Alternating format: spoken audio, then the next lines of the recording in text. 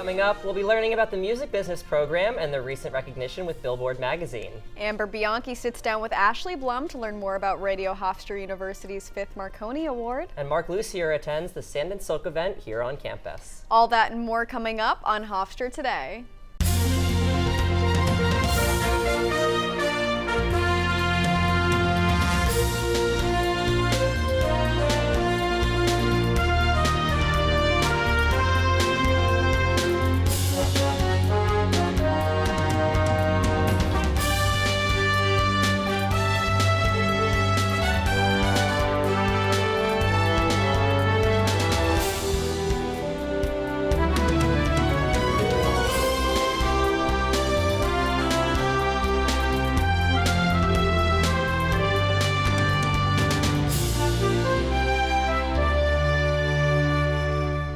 Welcome to Hofstra Today. I'm Cameron Bowden. And I'm Olivia Remusat. And we are very thankful to be here with you all today. Very thankful. The Thanksgiving holiday is coming up. Break is finally almost here. I feel like with that early break that we had in October, it just messed everyone up. So I'm really excited to have a couple days to relax. Exactly. We've got a lot of exciting things coming up in November, including some events on campus.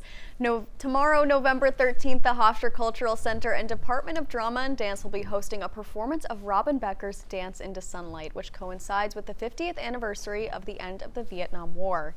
Based on David Marine's book, They Marched into Sunlight, the book tells the story of the ambush of American soldiers as well as a violent protest that occurred at the University of Wisconsin-Madison. Make sure to RSVP on Get Involved HU. Hofstra University is holding its annual Shake a Rake on November 15th, hosted by the Office of Commuting Student Services. Students will be cleaning up the streets of Hempstead. Make sure to sign up on Get Involved HU and help better the local community. Hofstra's Fall Student Concert will premiere November 21st in the John Cranford Adams Playhouse from 8 to 10 p.m. The concert will showcase faculty, choreographers, and guest artists. The show will also be happening November 22nd and 23rd, 2 to 4 p.m. in the Playhouse. Make sure to stop by and support our student dancers. Wednesday, November 19th at 6 p.m., visit Student Center Multipurpose Room 101 to listen to speaker Stephanie Waters, who's the Global Director of Marketing at the Bank of New York. The event is hosted by the Zarb Graduate Marketing Association. All majors are welcome. Make sure to RSVP on Get Involved HU. Celebrating 50 years of capturing images through the decades, Jamel Shabaz's street photography representing the 80s through the 21st century can be viewed in the Hofstra University Emily Lowe Gallery from September 2nd through December 16th. It is free and open to the public, and the photography includes the celebration of friendships, family, and the overall influence of the hip-hop era. Love is the Message is a partnership with Team Love that includes a handful of other artists. Speaking of celebration, let's toss it over to Matt Fisher to hear about the music business program and their recent recognition in the Billboard magazine.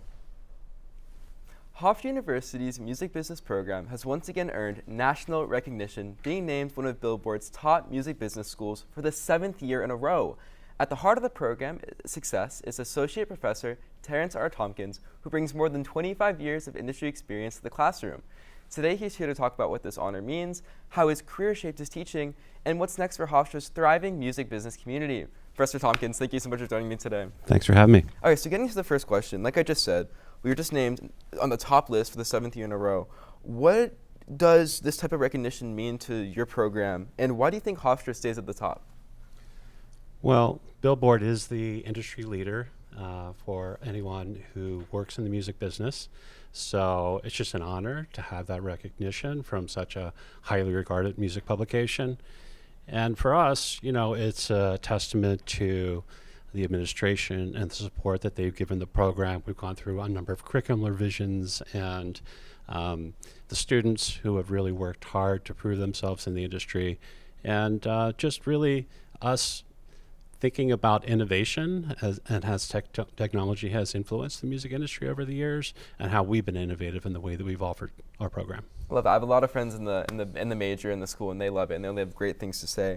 But you've had your years in the music industry. You helped discover John Legend when you were at Columbia Records, and you've worked in artist management and music tech. How do those real-world experiences really shape the way you teach and connect with your students? Yeah, jack of all trades, master of none. So I've done a lot of different things, and I think that's kind of the path that our students will have to navigate. You don't work for one company in one role for the entirety of your career. And I got my start as a musician, hacking away, playing in bands, and realized that my talents were better served on the other side. And got started in management, got an artist signed to a major label very early, and I've continued to manage artists for the last 35 years. I've worked in A&R, I've worked in radio, I've been a journalist, I've worked in so many different capacities in technology, and all of that has really informed me to be able to teach many different topics and to help curate a curriculum like we have here. So you've just covered every ground, basically. That's insane. It really isn't anything that I haven't done other than work in music publishing, if you think about the career paths in the music industry. I got you. Well, speaking of the music industry, it changes so fast, especially with streaming, social media, and new tech. How do you keep the curriculum at Hofstra so current and make sure that students are ready for what's next in the world of music business? Sure. Well, academia moves slowly, as you probably know as a student here. And we have really gotten the support of the administration to be nimble in the way that we offer our courses. So we have some courses that are placeholder courses in name, and the topics change every semester. And we've built out a really full menu of music business course offerings. We've introduced some music technology. We've built a new state-of-the-art recording studio. So we continue to evolve and grow with the curriculum and the offerings. We have a concentration in pre-law. We have a concentration in music technology. We're in the business school. We're interdisciplinary at heart. So we borrow from a lot of other programs, which also helps keep us up to date. I gotcha. And what's next for the program? I mean, what's going on in the future? Well, we have a minor in music technology and later a major in music technology. We are putting the finishing touches on an accelerated 5-year 4+1 MBA degree, music business MBA. And we are actually finalizing a partnership with the Herbert School and the Zarb School to send our students to LA for a semester in the spring of 2027. Amazing collaboration. We love that. Thank you so much for joining me today, Mr. Tompkins. And we'll be right back with your national news after this break.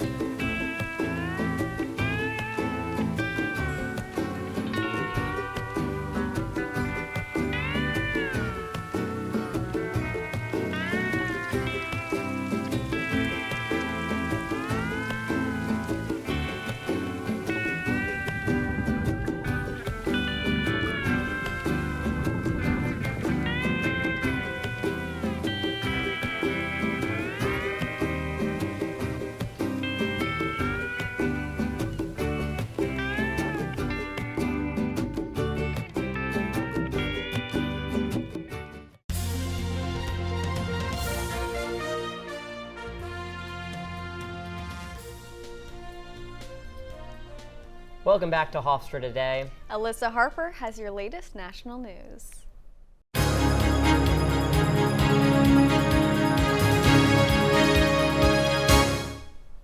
Thank you, Cameron and Olivia. A vigil was held last Thursday in Louisville, Kentucky after a deadly UPS plane exploded and killed at least 13 people. The plane had been cleared to take off on Tuesday, November 4th, when a large fire developed in the left wing of the plane and resulted in the engine falling off. UPS plane 2976 crashed around 5:15 p.m. local time, according to the Federal Aviation Administration, and victims are still being identified. Our hearts go out to the families of the victims. More information is soon to come. After nearly 40 years in Washington, Nancy Pelosi, the first and only female Speaker of the U.S. House of Representatives, has announced she will not be seeking re-election. Pelosi, first elected in 1987, has become one of the most influential voices in the Democratic Party and announced her retirement 2 days after a resounding win for California to favor Democrats ahead of the 2026 midterm elections. Pelosi said in a speech, quote, "We have always led the way, and now we must continue to do so by remaining full participants in our democracy and fighting for the American ideals we hold dear." Hurricane Melissa hit Jamaica a little over 2 weeks ago, causing struggles for families and communities all over the Caribbean island. The hurricane ripped roofs off of 120,000 structures, affecting 90,000 families in the island's western region. 180 shelters remain open while roads are continuing to be cleared and crews are still attempting to reach communities that are cut off due to landslides. This Category 5 storm has taken 32 lives and many still remain missing. Relief operations are said to take several months. Updates soon to come. This past week, mayoral elections took place across the country, so let's take a look at some of the results. Right here in our state of New York, Zohran Mamdani, Democratic Socialist, took the win, stating, quote, "The promise of a better future is not a relic of the past." Democrat Abigail Spanberger also became the first female governor of Virginia, and Mikey Sherrill will become New Jersey's first female Democratic governor. These elections were seen as the first major electoral test for President Trump since being put in office. Now, moving into the 43rd day of the government shutdown, progress has been started to be made. On late Monday, the Senate approved a long-sought funding package, bringing Congress one step closer to ending the longest government shutdown in U.S. history. The bill would extend funding through January 2026 and includes 3-year-long funding bills for various federal agencies and programs. The legislation now heads to the House for approval. It is important to know how to protect yourself. Shannon Bicker attended a self-defense workshop hosted by 2 of the sororities here on campus. Let's take a look. Hi, I'm Shannon Bicker, and we're at a self-defense class here today. It's a collaboration between 2 organizations here on campus. Let's get right into it and learn some self-defense. What was your biggest takeaway from this event? Honestly, that it doesn't really matter how small you are, how strong you are, you just need to make sure that you try, because you never know what can happen. You want to at least try, like pretty much like die trying. What technique that you learned did you find the most valuable? Definitely the one where we had like grabbed the wrist and like twisted it. It's better to get the person away from you, and I just found that really, really helpful, because if anybody can come and attack you, you just want to get them away from you. So just really getting their wrists and their arms away from our bodies. I would say the move that gets you out of a chokehold, the push down, because a lot of times that's attacker's main defense, and if you get that out, you're able to run away as quickly. What made you start doing these self-defense classes? I've been studying for a long time. It's just awesome to make people feel a little bit safer when they're out there in the world. You know what I mean? It's one of the things I do as a community service. You know, we rarely charge for it or anything like that, but I want people to feel safe, you know what I mean, and know some basic techniques to keep themselves out of trouble. I guess like getting the knife away, like that was like the biggest thing that I was like, wow, this is kind of scary. So trying to like learning that and like trying to get it away. Bad things are happening to them. So what we want to do is to give them a chance to be able to, like he said, go home. Give them a chance to be able to escape, give them a chance to be able to survive and see another day. What a valuable event where we learned some self-defense techniques that'll definitely help if put in a dangerous situation. For Hofstra Today, I'm Shannon Vickert. Back to you in the studio. What an informative event. Make sure to always stay safe, Hofstra. Thank you, Shannon and Alyssa, for those updates. Don't go away. We have a weather update coming up next. Have you ever seen somebody treated unfairly because of the color of their skin? Do you guys know what it means to have white privilege? What is racism, and what do you think about it? Talk to young children about what racism is, giving them the language to understand it. They can be disruptors. They can shape and shift culture. We may not always know the answer, but we'll try and help you learn. You don't have to have all the answers, but that doesn't mean we can't start.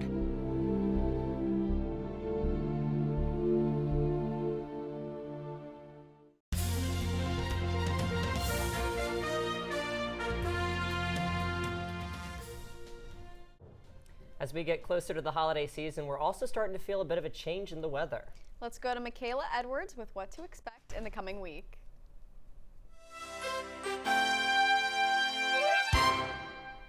Thanks, Cameron and Olivia. Now let's take a look at today's weather forecast. Today we have a breezy day with wind gusts of 32 miles per hour. We will also see a high of 51 degrees and a low of 41 degrees. Tomorrow we'll have a mix of sunshine and clouds with a high of 54 degrees and a low of 39 degrees. Now let's see how the rest of the week will play out here in Hempstead. On Friday, it will be partly sunny with a high of 52 degrees and a low of 35 degrees. And as for the nights, they're getting colder, so we should see a decline in temperatures, so make sure to bundle up, especially in the evenings. Saturday will start to pick up again with a high of 50 and a low of 40 degrees. We'll get to see mostly sunny skies throughout the day, and lastly on Sunday, the skies will be mostly cloudy with a couple of light showers in the evening. Well, we'll also have a high of 54 degrees and a low of 41 degrees. That's all for your 5-day weather forecast. For Hofstra Today, I'm Michaela Edwards. Back to you at the desk. Looks like we'll have to start layering up. Stay warm and don't go away. We have more Hofstra Today after this break. Ever hear the one about the frog? Put a frog in a pot of boiling water and it'll jump right out. Here's my resume. But put a frog in a pot of cool water and slowly heat it up, and that frog will boil. It's a lie. But as a metaphor for us and all that we go through as veterans, Real-world experience. it's a story that rings true. We make excuses for how we feel. We push everything down. We tell ourselves the lie that it's easier to stay in that boiling water, to disconnect. And some days, maybe, it is. But you've never been interested in easy. Reaching out is hard. Do it anyway. You're not alone. You've got this. You are not a frog. Find resources at va.gov/reach.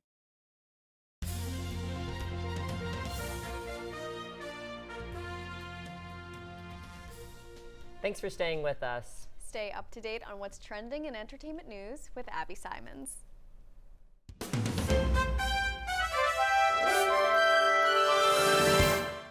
This is your entertainment news. November marks the start of Wicked Month, as the sequel to the beloved movie will be premiering November 21st in theaters. Many businesses are hopping on the broomstick to celebrate the movie's release. Dunkin' Donuts is now selling a Wicked Green Matcha and Refresher, and even a limited time edition merch. And the Chili's chain is also having 2 signature margaritas of the month, featuring Elphaba and Glenda's specialized colors. Make sure to check out Wicked for Good November 21st in a theater near you. Speaking of Wicked, actor Jonathan Bailey, who stars in the movie and hit series Bridgerton, has taken the win for People's Magazine's Sexiest Man Alive.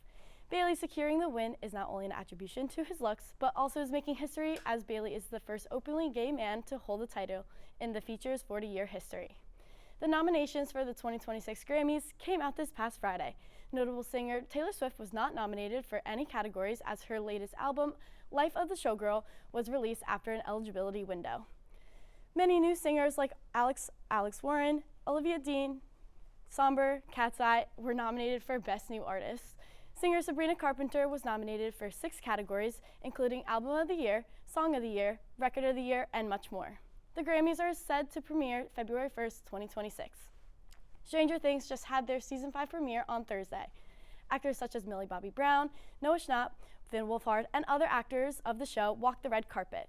The show originally debuted in July of 2016 and received continuous amount of love and support even through COVID. And fans have been waiting for the new season since 2022. Season 5, Part 1 will premiere November 26th, Part 2 December 25th, and the finale will premiere December 31st. I'm Abby Simons, and that's your entertainment news. Now let's go to Amber Bianchi, who is sitting down with Ashley Blum. Thanks, Abby. I'm joined by Ashley Blum, the station manager for WRHU. The station recently took home its 5th Marconi Awards. Let's take a look. The Marconi goes to WRHU. Yeah!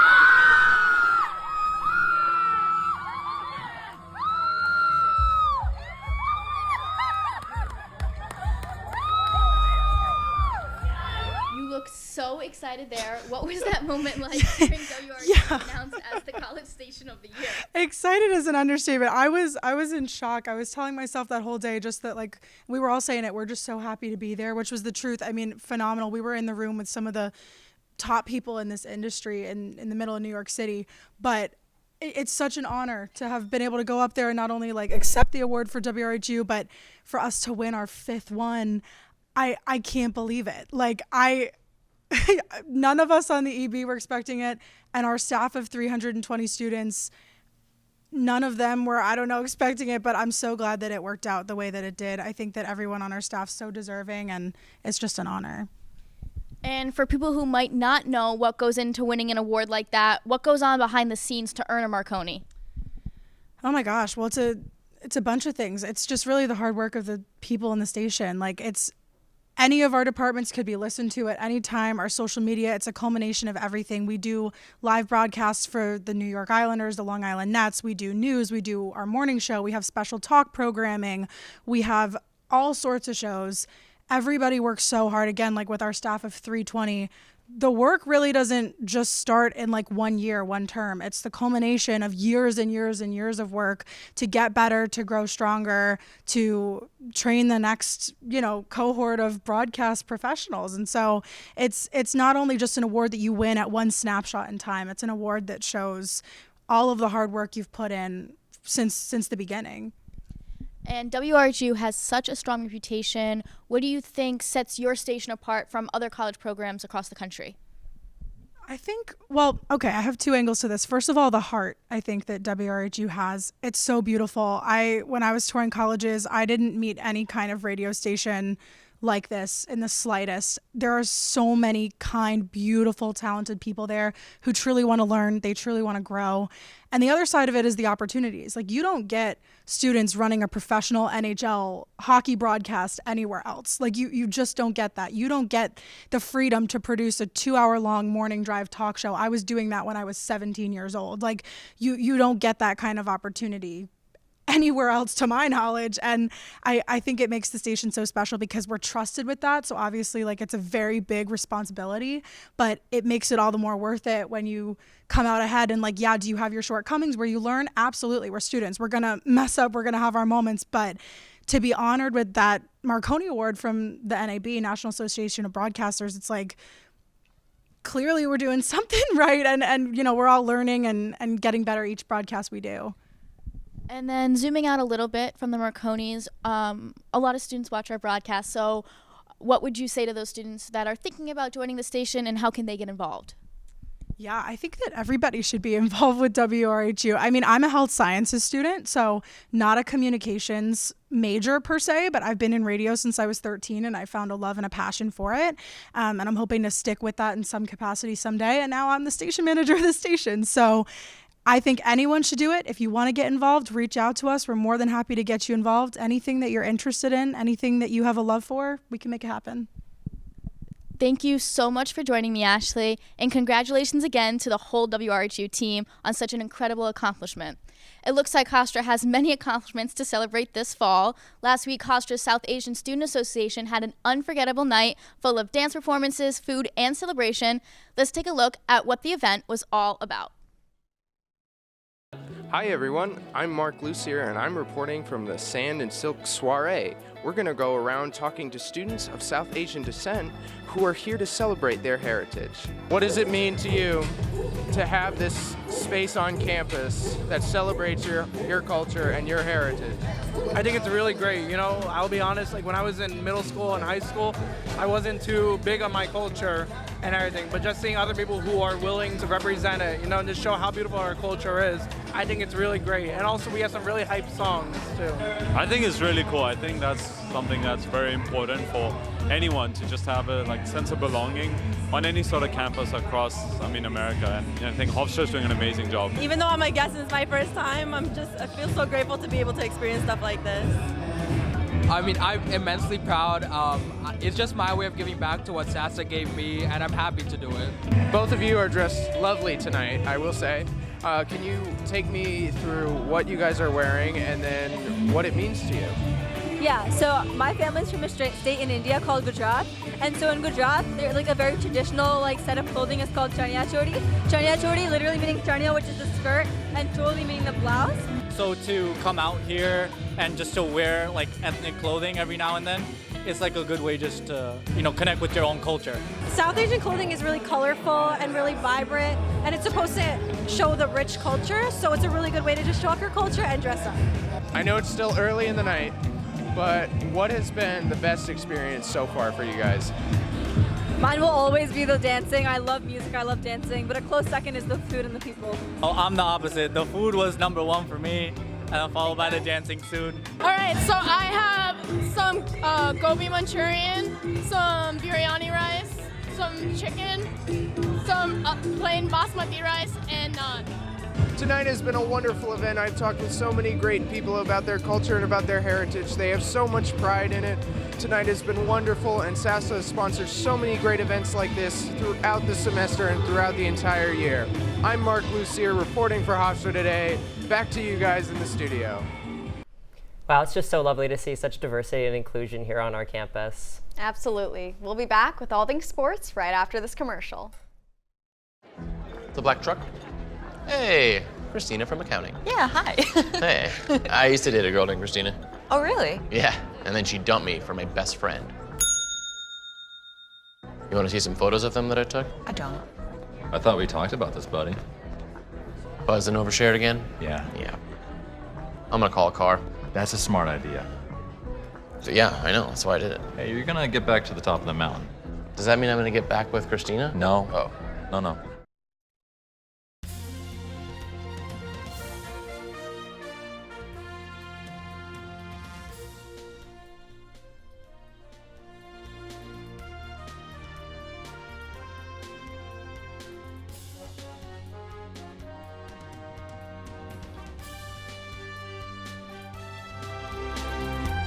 Welcome back to Hofstra Today. Let's toss it over to Connor Keogh, who has your Hofstra Sports Report.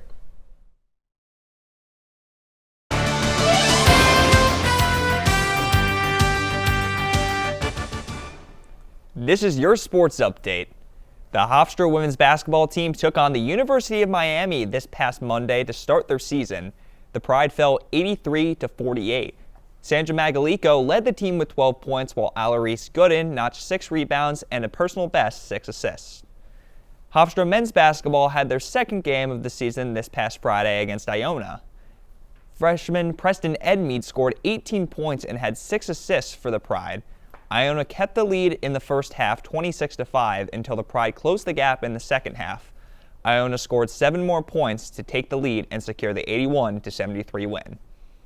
This past Friday, Hofstra's women's field hockey took on Monmouth University in the CAA semifinals. The Pride took a 0-5 loss against Monmouth, and freshman goalkeeper Lucy Hollister in the Pride's defense kept the score 0-0 for most of the game, making 3 saves. The Pride kept Monmouth off the board until the 6th minute of the game, ending the season for the Pride. And finally, men's soccer also had their semifinal game this Sunday, unfortunately losing 2-1 against Stony Brook. The loss of the game broke the Pride's winning streak at 8 games, one of the longest in the nation. The game was a physical one, with 10 cards issued throughout play, and senior Lori Goddard scored the one and only goal for the Pride. Hofstra's men's soccer has a 21-13-7 all-time record against Stony Brook. I'm Connor Keogh, and that's Hofstra's Sports Update. Back to you guys at the desk. Thank you, Connor. That's all the time we have for you today. Make sure to follow us on Instagram and subscribe to our YouTube channel at Hofstra Today. We'll see you on our next episode on Wednesday, December 3rd from 1:30 to 2 p.m. That's all at and around Hofstra Today.